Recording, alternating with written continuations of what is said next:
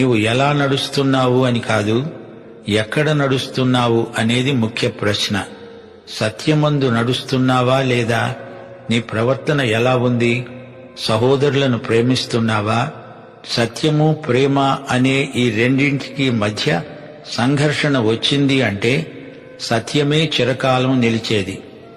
అబద్ధాన్ని, అసత్యాన్ని ప్రేమించకూడదు. సత్యమును అనుసరించి సత్యమందే నడవాలి. మనమంతా సత్యమందు నడవాలి. సత్యమందే దేవుణ్ణి సేవించాలి.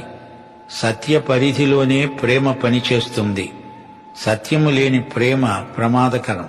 సత్యమునకు వెలుపల ప్రేమ అనే దానికి అర్థమే లేదు. సత్యమును నమ్మడమే కాదు, ఆ ప్రకారము ప్రవర్తిస్తాడు. సత్యమందు ఎడతెగక నడిచేవాడే అసలైన విశ్వాసి. సత్యమందు వెలుగునందు నడిచేవారే దేవుని పిల్లలు.